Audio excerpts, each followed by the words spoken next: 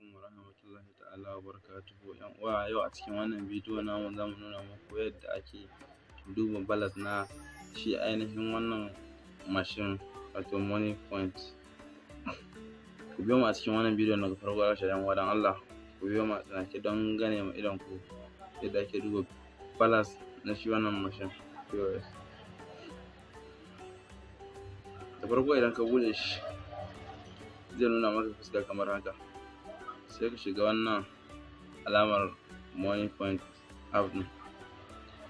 Da ka shiga zai nuna maka fuska kamar haka, sai ka ja shi sama, ka ja shi sama, ka ja shi sama, sai ka zo daidai inda aka rubuta operation ɗin nan, ga wani alama ƙasa rubuta mata account, sai ka clicking ka shiga account.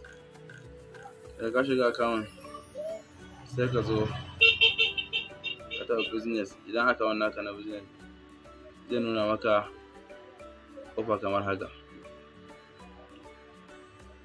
Nan kuma inda suke nuna maka suna so ka sa ainihin pin naka na mashin naka, pin naka da kake aiki da shi ne. Sai mu sanna pin ɗin namu yanzu haka,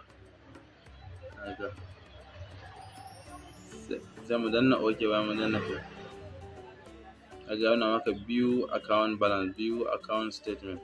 Wannan na ƙasan account statement na account ɗinka ne, amma ba shi ne yanzu ainihin sahihin abin da muke so mu duba ba.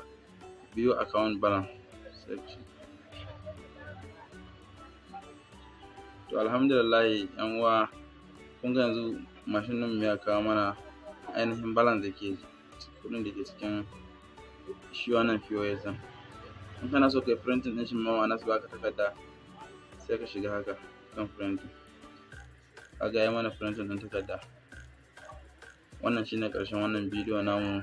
Yan uwa, ku biyo mu a cikin wannan tasha ta mai albarka. Allah kar ku manta da danna mana subscribing da kuma ƙararrawar sanarwa domin sanar da ku da zarar mun ɗaura. Za mu ci gaba da kawo muku bidiyo kala daban-daban akan abin da ya shafi wannan mashin ɗin mai suna POS money point. Na gode. Allah ya saka da alheri. Amin summa.